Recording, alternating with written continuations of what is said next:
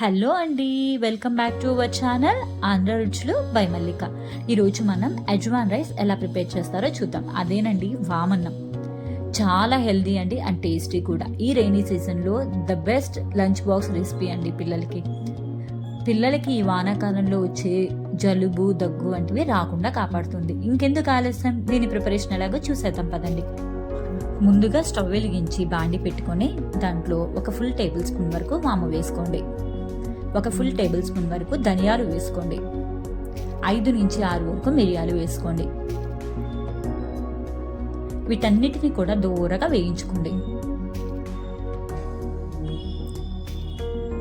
ఇలా దూరగా వేగుతున్నప్పుడే మనకి మంచి సువాసన వస్తుందండి.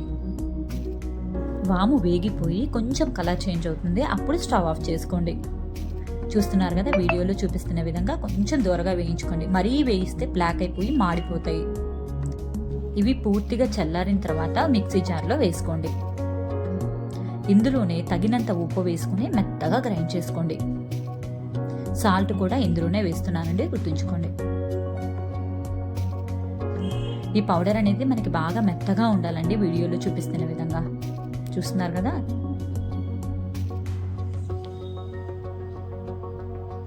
ఇప్పుడు స్టవ్ మీద ఇంకో బాండి పెట్టుకొని దాంట్లో ఆయిల్ పోసుకొని ఆయిల్ కొంచెం వేడైన తర్వాత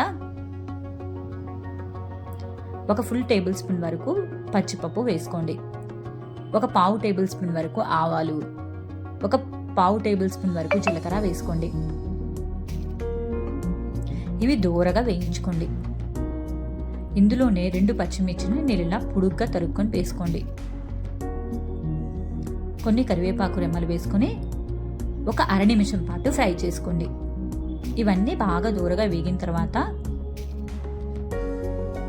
ఇందులోనే మనం ఉడికించి పెట్టుకున్న రైస్ వేసుకోండి. మీకు ఎంత క్వాంటిటీ కావాలంటే అంత క్వాంటిటీ ఆఫ్ రైస్ వేసుకొని దానికి తగ్గట్టుగా మీరు మసాలా అనేది ప్రిపేర్ చేసుకోండి.